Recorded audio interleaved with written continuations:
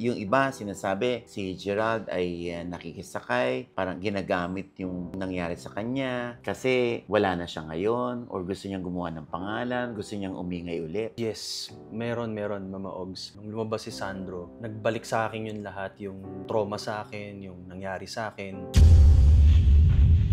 So, parang somehow nakasama siya dun sa pagka-sensation ng news. Kasi si Enzo Almario nagsalita rin sa amin. At ikaw, ganun din. At isa lang ang itinuturo ninyo, si Danny Tan. Iba nagtatanong, ano nang nangyari kay Danny Tan? Wala ka bang huling balita sa kanya? Obviously, nasa stressed state yung kanyang look right now. Yung mami at daddy mo, nagsisi ba sila na ba't ko ba ipinagkatiwala yung anak ko sa taong ito? Yes, Mama Ogie. Sobra sila nagsisi. Grabe yung nagbalik sa akin yung pain, yung hirap na pinagdaanan ko, yung trauma, yung struggles, yung all along those years na itinago ko lang siya. Kahit na mahirap dahil I'm still the breadwinner of my family. Kaya kahit napakasakit sa akin nung nangyari, sinet aside ko yun para sa kanila. Kasama po natin ngayon ang Pinoy Pop Superstar Grand Winner Season 2 noong 2006, Gerald Santos. Hi, Gerald. Hello, Mama Ogie. Ayan. Kumusta? Siyempre yung iba, Gerald, pag nakikita ka, oh, siya yung yung nakikipaglaban para dun sa mga batang katulad niya na naharas. Yes, actually, Mama Ogie, yung suporta, saka yung pakiramdam na parang tinatapik ka nila sa balikat, overwhelming, nakakatuwa naman kasi, ayun, they sympathize talaga dun sa nangyari sa akin and dun sa mga nangyari pa dun sa mga ibang biktima din. Kasi lalo pa na nakilala ka na naging biktima pala siya dati nung sumulpot yung nangyari kay Sandro Mulak. Nung nabasa mo yun o nabalitaan mo yun, lumakas ba loob mo yung parang, akala ko nag-iisa lang ako na lumalaban. Yun talaga yung nagbigay sa akin ng lakas ng loob. Noong time na yun, nung lumabas si Sandro, nagbalik sa akin yun lahat, yung trauma sa akin, yung nangyari sa akin. And it was not out of the blue dahil nilabas ko na to noong 2010, tapos I think I had an interview about it noong 2022. So, eto nung lumabas yung kay Sandro, syempre ako nagbigay lang din ako ng saloobin ko sa nangyari sa akin. So, parang somehow nakasama siya dun sa pagka-sensation ng news. Hindi ko talaga siya ginagamit lang or hindi ako nakikisakay dahil it really happened to me. So, nung lumabas si Sandro, grabe yung nagbalik sa akin yung pain, yung hirap na pinagdaanan ko, yung trauma, yung struggles, yung all along those years na itinago ko lang siya. Tapos, meron pang similarity dun sa nangyari sa kanya, yung nangyari sa akin. So, although magkaiba ng mga personalidad na magkaiba ng involved personalidad. doon. Yeah, magkaiba ng personalidad. So, may similarity dito sa ginawa. Kaya, grabe yung pagbalik sa akin, nung pain. Yung iba sinasabi si Gerald ay nakikisakay, parang ginagamit yung nangyari sa kanya. Naririnig mo rin ba na meron pang nagsasabi na kasi wala na siya ngayon or gusto niyang gumawa ng pangalan, gusto niyang umingay ulit? May mga ganun ka bang narinig? Yes,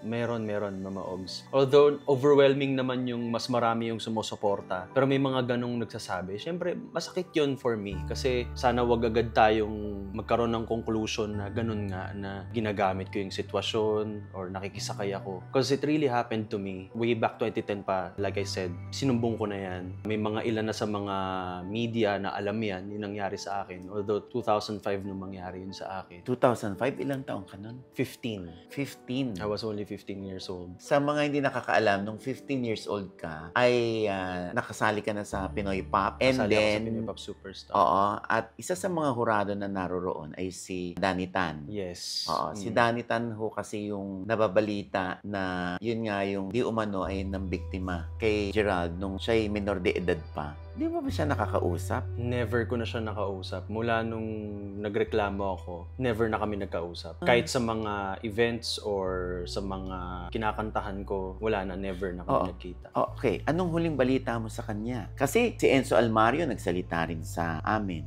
At ikaw, ganun din. At isa lang ang itinuturo ninyo, si Danny Tan. Pero wala kami nababalitaan. Sumagot siya, nag-statement ba? Wala. So, yung iba nagtatanong, ano nang nangyari kay Danny Tan? Wala ka bang huling balita sa kanya? Wala akong balita sa kanya. Although meron kaming isang kasamahan, parang nakausap or nakita ata ng mother nung isa doon sa mga kasamahan namin.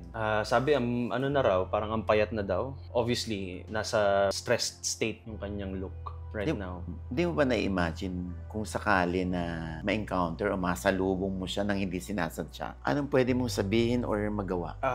Ako, kung makakasalubong ko siya, kung makikita ko siya, I'll just look straight into his eyes. And, kung matatanong ko siya na parang, di ba, parang sana, kumbaga, makonsensya siya dun sa mga ginawa niya sa akin, ginawa niya dun sa iba. And I don't think he will have the guts para tumingin sa amin eye to eye na i-deny niya yung ginawa niya sa amin. Kasi, actually, may mga naririnig kami na dinay-deny niya yan. Parang sinisiraan lang daw namin siya. Ba't namin siya sisiraan? Anong magiging benefit namin kung sinisiraan man namin siya? So, walang katotohanan yung pagde-deny niya dahil alam niya sa sarili niya yung kanyang ginawa sa amin. Nung ginawa sa'yo, nung 2005, ito yung panahon na dinala ka sa Iloilo, di ba? Yes. Dinala ka sa Iloilo at ipinagkatiwala ka ng parents mo Yes. sa kanya. Kaya dalawa lang kayong pumunta ng Iloilo. Yes. Pero taga roon siya. Hindi siya taga roon. There was an event sa Iloilo and pinaalam niya ako nun sa parents ko na actually weird na nun kasi sabi ko pwede namang mag-flight na lang kami kinabukasan. Ang parents ko sabi nila kasi ako bata pa naman ako nun, parang ako naglalaro lang ako nun So sabi nila bakit ganun? So pinaliwanag niya na para hindi na raw ako mapuyat, ako baga straight na kami from his house sa Commonwealth to the airport. So kaya pinatulog niya ako nun sa bahay niya. And then, na wala namang naganap. Meron na siyang ginawa dun sa akin. Although hindi pa siya nag-succeed doon. Yung talagang outright abuse talaga was in Iloilo. So nung meron na nangyari nung Commonwealth, nag-overnight ka, natulog ka sa kanila, medyo nagkaroon ka na ba ng wall agad na, habang papunta ka ng airport, sumakay ka aeroplano? Nung papunta pa lang kami sa bahay niya actually, medyo weird na kasi may mga sexual innuendos na siya sa akin. Nasa car pa lang kami niya nung pagkabigay sa akin ng parents ko sa kanya. So, sabi ko, bakit ganito? Kasi parang tatay ang tingin ko sa kanya Hindi ko naman iniisip na ganun So, may mga innuendo siya na parang off. Tapos, hinahawak-hawakan niya yung hita ko. Sabi ko, ba't ganito? So, parang dinededma ko lang. Kasi nga, bata ako. Parang, okay, baka ano lang naman to, normal lang. Dumating na kami sa bahay. Tinuro niya ako doon sa kwarto. Yung bed was like, halos parang single bed lang siya. Sabi ko, dito po ako. Yes, dito ka. Saka dyan din ako, sabi niya. Nagtaka na ako. Sabi ko, bakit ganun? Ba't dalawa kami dito? Ang laki-laki naman ng bahay. Tapos, binaba ko yung ko doon. Binaba ko yung aking mga gamit. Pagbaba ko ng gamit, nung magre-relax na ako, nagulat ako. Nagsalang siya ng porn. Sabi ko, ano po yan? Sabi niya sa akin, pampagana. Yun na, doon na nag-sink in na sa akin na I was helpless. Parang bakit ako napapunta sa sitwasyon na to? Wala, nag-breakdown na lang ako. Iyak na lang ako ng iyak kasi sabi ko parang anong mangyayari sa akin? Anong gagawin sa akin dito? Hindi ko alam ang gagawin. Tapos weird enough kasi 3210 pa yung cellphone. So, sobrang nginig ko na gusto kong humingi ng tulong. Ang nasabi ko lang sa mga mama ko, kuya, pinagme-message ko sila isa-isa na sabi ko lang sa kanila, mahal na mahal ko kayo. Yun lang ang nasabi ko sa kanila. Oo, mahal na mahal ko kayo, mahal na mahal ko kayo. Tandaan nyo yan. Yun lang ang sinabi ko. Hindi ako nakapagsumbong. Hindi ko alam kung bakit. Yun lang ang nasabi ko sa kanila nung time na yun. And ayun na, nung dumating siya sa room, sabi niya mamassage niya daw ako kasi baka raw pagod ako. Sabi ko, ayoko po, wag na po. Nahiga na ako. Nagtalokbong ako ng kumot. Nagtatago na ako kasi takot talaga ako. Umiiyak na ako nun Minamassage na ako habang nakahiga. Sabi ko, wag na po, hindi na po, wag na po. So, upo ka lang kasi parang, so he kind of forced me to sit down sa kanya, sa front niya. So, minamassage niya ako. Ayun na, hanggang pababa na ng pababa yung kamay niya nung hawakan niya yung private part ko. Ayun na talaga nagpumiglas na ako. Lumaban talaga ako sa kanya. Sabi ko, wag po. Nagtago uli ako sa kumot. Yung talagang iyak lang ako ng iyak. Nag-breakdown lang ako. Sabi ko, ano ba tong nangyari sa akin na to? And ewan ko, hindi ko alam kung bakit hindi ako nakapagsumbong nun dahil maybe because of takot sa kanya. Parang may respeto pa rin sa kanya. Takot sa career, yeah. And then, ayun, lumipas yung overnight. overnight. Papunta na kaming Iloilo. Ako parang sa puso't isip ko, parang matapos na lang to eh. Makauwi na lang ako. Gusto ko na lang matapos to. Pero may mga ano pa rin siya, may mga advances pa rin siya that whole time. And then, naidaos ko naman ng maayos yung performance ko, yung event nung gabi. Nung gabi na yon, kumain kami kasi mag-dinner daw kami para hindi gutom pag matulog. Na dalawa lang kayo. May in-invite siya na isang tao na very close sa kanya yon. Na tiyempo at that time nasa Iloilo din. So nung tinawagan niya yung kumain kami, ganito ganyan. Tapos nagtaka ako nun kasi umorder siya ng juice for me. Tapos sabi niya, eto ano ka, inom ka ng juice kasi baka nauuhaw ka. Tikman mo, masarap tong juice na to. Ininom ko yung juice. Tinatanong niya ako, masarap yung juice. Sabi ko, opo, masarap po yung juice. Few minutes after, yun na, nakaramdam na ako ng nahihilo na ako. Nahihilo ako, antok na antok ako. Tapos nung parang physically ano na ako talaga, yung parang antok ako na halos nahiga na ako dun sa inuupuan namin kasama yung tinawag niya. Na ano yung bading? Friend niya. Yeah, friend niya. So sabi niya na lang yung pangalan nung kasama niya. Sabi niya, samahan ko lang si Gerald kasi parang inaantok na yung bata. So parang ewan ko, parang pinalalabas niya nun. Magkahiwalay kami ng room pero magkasama kami sa hotel room din nun. Ihahatid niya raw ako sa room. So nagpaalaman na sila. Ayun na, umakit kami ng hotel room. Pag-akit namin ng hotel room, dun sa bed. Alam mo yung para talagang gulay ka. Pag ano ko sa kama, yung pinipilit ko lang labanan yung antok ko, yung panghihina ko. Pero sabi niya, wag kang matulog ng ganyan na kasi nakapang-event pa ako eh. Wag kang matulog ng ganyan kasi para makatulog ka ng komportable. Sabi ko, wag na po habang antok na antok ako. Tapos, basta ang malinaw na malinaw sa akin noon, talaga pinipilit niya hubarin yung pants ko. Na pilit ako ng lalaban pero hinang-hina na ako. Tapos, ayun na, nag-blackout na ako. Wala na. Hindi mo na alam ang sumunod na pangyayari. Hindi ko na alam yung sumunod na pangyayari. Pero, hindi ko lang, actually, Mama Ogie, hindi ko lang kayang sabihin dito. Pero yung na-witness ko kinabukasan, dun ko talaga nakumpirma na may ginawa talaga sa akin pang-aabuso. Nagsumbong ka na sa nanay mo? Sa dad mo? Yes, nung pag-uwi ko noon. Pag-uwi na, hindi yung tinext mo sila? Hindi ko sila na-text eh. Hindi ko alam. He kept me occupied din eh, the whole time. Para siguro mabusy ka? Yeah, mabusy ako. Hindi ako magkaroon ng time para makapagsumbong. Ganun yung pakiramdam ko nung time na yun. It was always like making me occupied. Kinakausap niya ako lagi. Pinaparinig niya yung mga kanta na dapat ganitong kanta, ganyan-ganyan. Para tinuturuan niya ako. Pero ikaw tulala? Yeah, tulala talaga ako. Maogs. And yung na-witness ko talaga nung kinabukasan sa ginawa sa akin talaga. Yun ang sobrang trauma sa akin. Actually, nung time na yun, dinideny ko sa sarili ko na walang nangyari. Kasi parang nung time na yun, di ba, parang kapag lalaki ka, dapat walang ganyang mangyayari sa'yo eh. Parang maapektuhan yung image mo as lalaki. Di ba, parang paghihinalaan ka. May ganung trauma before, may stigma na ganun. So, correct. Ako, naging denial ako. Tapos, at the same time, nung sinumbong ko na sa parents ko, sabi ko, paano to? Pagka nagsumbong tayo sa network, agad-agad, ako matapos agad yung career ko. Paano yung pangarap ko para sa inyo?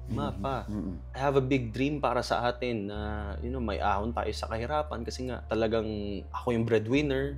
Noong time na yon, nagsisimula pa lang ako maging breadwinner. Pero talagang noon ang pangarap ko is may ahon talaga sila sa kahirapan. So, nag-uumpisa pa lang yung career ko, may ganito nang pangyayari. What would happen? Kaya natakot kami, syempre yung takot sa kanya, yung influence niya. And kami, wala namang kaming alam pa nun sa mga legalities, sa batas. Wala kaming alam sa mga ganyang pangyayari. Di naman namin nakalain na mangyayari yung ganyan. Hindi namin alam ang gagawin. Kaya nanahimik kami for how many years? Ano bang binilin sa'yo ng nanay at tatay mo? Pagkatapos ng ikwento yan, na wag mo muna sasabihin? O isarilinin mo na lang muna? Wala naman silang ganung in-advise. Pero parang natulala na lang din kami lahat eh. Natulala kami lahat na parang nangyari sa'yo na. Did they confront Danita? Hindi nila nakompronta kasi after nun, naging ano na siya eh. Naging distant na siya. Hindi na siya humarap sa parents ko. Parang pinaramdam niya na nun yung ano niya, yung power niya na okay, nandito ako sa I'm one of the executives here. So, hindi ako basta-basta mapipenetrate. Yung mami at daddy mo, ano ba? Nagsisi ba sila na ba't ko ba ipinagkatiwala yung anak ko sa taong ito? Yes, Mama Ogie. Sobra sila nagsisi. Lalo na sa lolo ko. Lolo mo? Yung lolo ko, ang galit na galit talaga nun na talagang mura siya ng mura. Pinagmumura niya talaga. Sabi niya, susugurin ko yan, sasapakin ko yan. Manda siya. Ganto ganyan. Pero wala na lang din kami nagawa kasi nga the contest is still ongoing. And then hanggang kinamatayan na yan ng lolo ko dahil sa sama ng loob niya dyan. Kaya even nung mamatay siya 2008 talagang binabanggit niya pa rin yan sa akin. Galit na galit pa rin siya talaga kay Danita. So, ako din, talagang dumating din ako sa matitinding pagsubok sa buhay ko because of what happened. Ikaw ba parang sa sarili mo tinatanong mo, may purpose ba ang lahat ng ito? Ba't nangyari sa akin? Anong direction ni God sa akin? Bakit kaya sa akin ito nangyari? Napatanong talaga ako niyan, ganyan. Talaga? Kasi napatanong ako na bakit kailangan mangyari sa akin to. Mm-mm. Isa lang naman akong munting bata noon na nangangarap. Gusto kong matulungan yung pamilya ko. Gusto kong maiahon sa kahirapan kami. Gusto ko silang mabigyan ng maginhawang buhay. Bakit kailangan mangyari to? Pero as the years go by, na-realize ko, it made me a strong person eh. Kaya naging buo yung loob ko. Kaya naging malakas yung loob ko para mas harapin ko pa yung mga iba pang pagsubok na dadating. Parang feeling ko yun ay in preparation para doon sa mga dadating pa. Para hindi agad ako susuko kung ano man yung mga darating na mga adversities sa buhay ko. So, pagkatapos ng lahat ng ito, nag-iba ba yung behavior mo towards sa mga gays na pag may lalapit, lalayo ka na yung... I would have to admit, Mama Ogie, nung una, nagkaroon ako ng ganong pakiramdam. Pero ang tingin ko yung naging long-lasting effect sa akin na siguro a few years back lang nawala. Yung kapag meron akong kasamang mas matanda sa akin, parang takot ako. Lalo pag naiiwan kami sa isang room, natatakot ako na parang feeling ko may mangyayari, may gagawin sa akin. So I'm easily intimidated sa mga matatanda, yung mas matanda sa akin or matandang gay. Yeah, even babae actually. Weird. It's weird enough na ganun. Basta parang in a position of power or mas matanda sa akin, pagkasama ko, natatakot ako. Yun yung naging lasting effect sa akin. Pero recently naman na-overcome ko na yun. Hindi naman naapektuhan yung kasi yung iba sasabihin nila, pag may nangyari doon, pagdating ng araw, nagiging ganun na. Sa case mo? Hindi naman, Mama Ogie, hindi naman siya naapektuhan. So, nanliligaw ka, tapos bahagi ng panliligaw mo, ikukwento mo yung naranasan mo dati para mas maintindihan ka ng future partner mo? Yes, kapag yung naging kami na talaga, saka ako yan kinikwento. Nagiging open naman ako sa kanila na may ganong nangyari sa akin. And ano naman, wala naman akong na-experience na masama dun sa mga pag-open up ko sa kanila. So, kung tatanungin ka ngayon, ano nang nangyari sa case na i-file ba? Dire-diretso ba sa korte? Or ipinapasa Diyos nyo na lang? Sa ngayon, kasi may mga circumstances na nangyari na hindi ko in-expect, hindi ko rin inakala. And we're still on the process na maybe I would get my own lawyer. Yun na lang tingin ko yung kung gusto ko talagang i-push. I need to get my own lawyer. Tingin ko, sarili ko lang battle talaga to. Which is masakit. Kaya din ako lumabas sa Senado nun para humingi ng tulong. Pero ngayon, I think I realized na parang kung gusto ko ipaglaban, parang sarili kong battle. Kahit na mahirap dahil I'm still the breadwinner of my family, hindi ko talaga afford ang mag-hire ng lawyer, gumastos sa legal expenses. Extra expenses po kasi yan. And alam naman po natin yung process dito sa atin na talagang grueling ang court proceedings. Magastos po yan. Financially, it's really dreadful.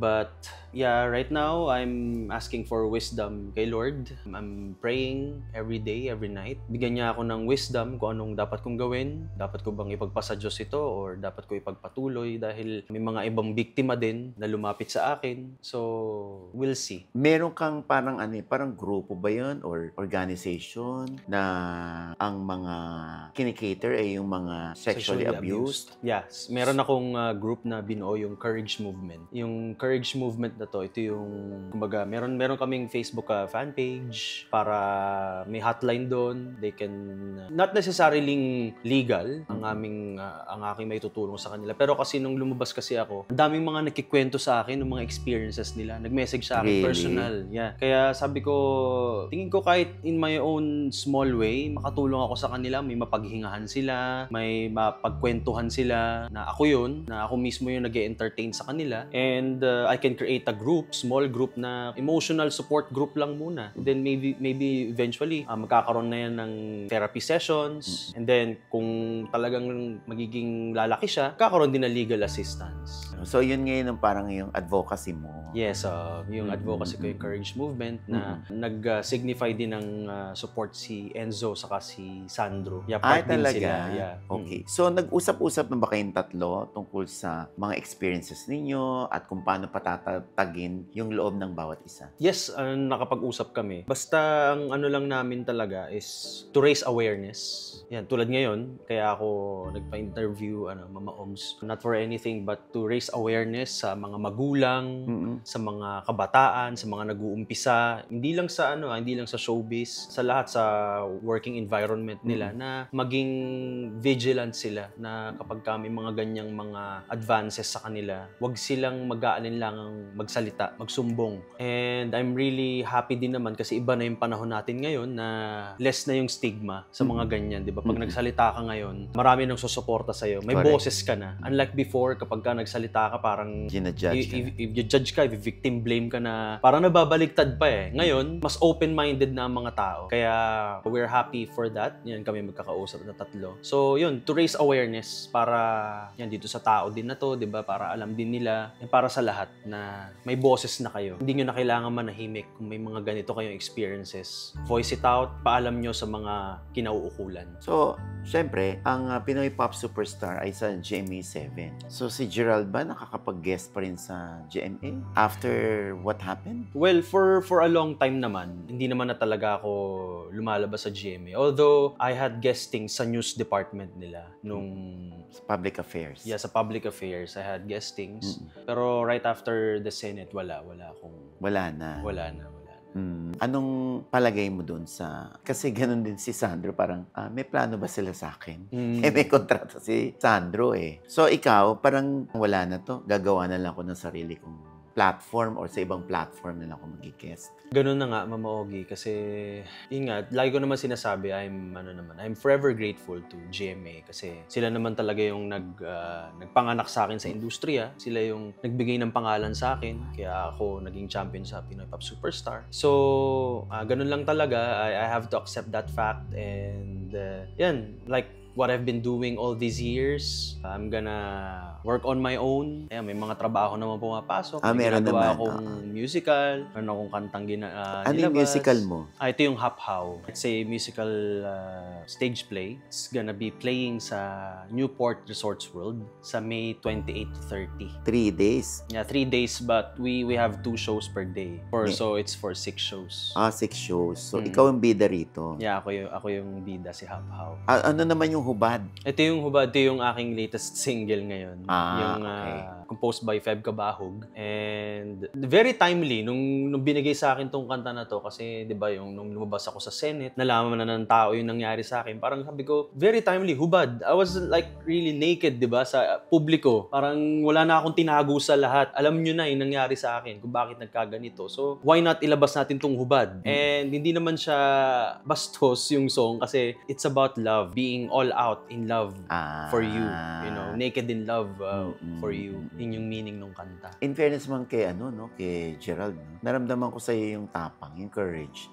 Na sa kabila ng nangyari sa iyo, hindi ka nagmokmok. Salamat. Hindi ka yung araw-araw iiyak. Although naiintindihan naman natin yung iba na umiiyak sila, no? Pero ikaw, ano ang sekreto mo? Ako talaga, Mama Ogie, yung naging strength ko talaga, yung lakas ng loob ko, yung magulang ko talaga, yung pamilya ko. Nung nilabas ko yan noong 2010, kahit na napakasakit sa akin nung nangyari, na ganun nga, sabi ko, I need to do this for my family. Sila talaga yung naging core strength ko. Sila yung inspirasyon ko kung bakit ako nag-push through. And ayun nga, I got so busy making a living para ma-providean ko sila na sinet aside ko talaga yung nararamdaman ko. Yun yung nangyari nun talaga. Kasi nung mawalan ako ng TV network, syempre, ako niyan, hustling ako niyan. Talagang grinding ako niyan para maghanap ng trabaho here and there. Kasi kailangan natin ng pangkain, kailangan natin ng pang-provide sa ganito, pambayad ng kuryente, pambayad ng... Dumating kayo sa ganun? Dumating kami sa ganun. Wala kayong pambayad ng kuryente? Dumarating talaga sa ganun, Mama Ogie. Yung panggas nga, parang 120 pesos na lang yung panggas mo nun. Parang namumulot na lang ako ng nun. Namumulot na lang ng barya sa kotse kung may matitira ba dyan barya para may mapakarga. Tapos hanggat maaari, maigsing biyahe lang kasi wala kang pang gasolina. Dumating talaga sa point na ganun, Mama Ogie, yung struggles. But yun nga, yung pain ko, yung trauma ko deep inside, naisantabi ko yun somehow because of yung gusto kong mabuhay. Gusto kong yung pangarap ko for my family. Kaya mo rin mapakita ng kahinaan. Yun, no? Ako yung source of strength nila eh. Na, lalo yung mga maliliit kong kapatid, ano sila eh, kasi nasanay sila na, Diko, bilhin mo naman kami, Diko, ng laruan or ng sapatos. Diko, may kami, may project kami sa school, baka naman mababayaran natin itong ganito. Kaya parang, ako no, yun talaga yung ko noon. Sabi ko, I need to be strong for them. Dahil, ayokong maramdaman nila yung naramdaman ko before na, although I know naman na my parents were doing their best para ma-provide din yung kailangan namin. Pero yung wala talagang luho, Mama Ogie, walang luho. Pero ito parang gusto ko maranasan ng mga kapatid ko yung pag gusto nila ng ganitong laruan, mabibilhan ko sila. Gusto nila ng ganito sapatos, bilang ko sila. Yung ko noon, parang kapag ka nagre-request sila, kailangan ko magkaroon ng trabaho, kailangan kong kumayod kasi para mapasaya ko yung mga kapatid ko. Sila talaga yung inspirasyon ko noon. Kaya kahit napakasakit sa akin nung nangyari, sinet aside ko yun para sa kanila. Ibang breadwinner, ano? Ibang breadwinner, Mama Ogie. So, nakatulong yung pagiging breadwinner mo para kalimutan, lampasan muna yung trauma na sinapit mo nung araw, no? Oo, ganun nga, Mama Ogie. Kasi kung meron ka naman sa buhay, baka nag-concentrate ka naman sa pagmumukmuk. Totoo yan, Mama So, Ogie. diyan ka kumukuha ng lakas sa pamilya mo, sa mga kapatid mo. Sa mga kapatid ko talaga, grabe yung pagmamahal ko sa kanila. Kasi, actually, bata pa lang ako. Naalagaan ko sila from sanggol sila. Na-witness ko yung paglaki nila. Kaya, gusto ko talaga mapabuti sila. Gusto ko mapabuti sila. Mabigyan sila ng maginawang buhay. Actually, ngayon, Mama Ogie, thank God. God is good. After 19 years, pinapagawa ko na yung bahay namin sa Navotas. After 19 years, Mama Ogie. I've waited that long. Nakaipon naman ng kaunti nung nag-abroad ako. Nung nakapag-Miss Saigon ako. Tapos, noong 2023, nakapag-abroad ulit ako. So, nakapag-prepare ako para finally mapagawa ko yung bahay namin sa Navotas. And yun talaga yung lifelong dream ko for them. And ngayon, mapufulfill ko na. And parang fulfilled na ako somehow. Maybe I'm about to build my own life, pero I'm really happy na ito yung pinaka-aasam-asam ko para sa pamilya ko, and finally ito na dumating na. Happy ka, no, kapag natutugunan mo ang pangangailangan ng pamilya. Totoo, Mama Ogie. Sobra, no? Sobrang yun yung naging kaligayahan ko pag natutulungan ko sila, pag napapasaya ko sila. Kasi, di ba, parang kung tayo lang, kung ako lang, di ba? Anong reason mo para mabuhay? Yun yung ginawa kong reason para mabuhay. Yun yung purpose ko, yung may ahon sila. Kung magpapatuloy akong magpapakita ng kahinaan, panghihinaan sila ng loob, mamamatay din sila. So, I need to be strong. I needed to be strong para sa pamilya ko. Ano ang naipapayo mo sa mga napagdaanan yung pinagdaanan mo? Siguro, hindi ko naman sinasabing gayahin nila yung ginawa ko, pero baka makadraw sila ng inspiration doon na, alamin nila yung purpose nila sa buhay, magkaroon ng reason to live. Tulad ako, yun nga, ang naging reason to live ko yung aking pamilya. Yun yung aking ginamit para laksan yung loob ko, kalimutan ko muna, iset aside ko muna yung aking trauma. Tapos, syempre, yung pananampalataya natin kay Lord, yun talaga. Noon nga, sabi ko nga, pray lang ako ng pray noon na, Lord, tulungan niyo po ako na mabigyan niyo lang po ako ng pagkakataon para maiahon lang uli yung karir ko, para sa pamilya ko, para ma-providean ko uli sila, and matupad ko yung pangarap ko sa kanilang maipagawa ko yung bahay namin, yung family house namin. Yun, just keep on praying. Huwag nilang aalisin yung kanilang pananampalataya sa Diyos. Anong na-realize mo dun sa nangyari sa'yo? At bakit nangyayari sa ito? Mama Ogie, ang na-realize ko ay life goes on, life is hard, life is a constant challenge, life is a constant struggle. Pero lahat na nangyayari sa atin may dahilan. And ako nakita ko talagang dahilan kung bakit yun nangyari ay para mabuo kung sino man ako ngayon. Kung gaano ako naging ka-strong na tao, strong-minded, and mas nagkaroon ako ng compassion sa mga taong nakaranas din ng mga ganitong klaseng pang-aabuso. At ayun, huwag tayong susuko sa buhay. Kahit na ang daming dumadating sa ating mga pagsubok, huwag tayong panghihinaan ng loob, at yung ating faith kay God, lalo nating mas patibayin, mas palakasin. At yung ating purpose sa buhay, kung meron tayong inspirasyon, kung pamilya mo man yan, asawa mo man yan, partner mo sa buhay, sila yung gamitin nating strength to push through in life.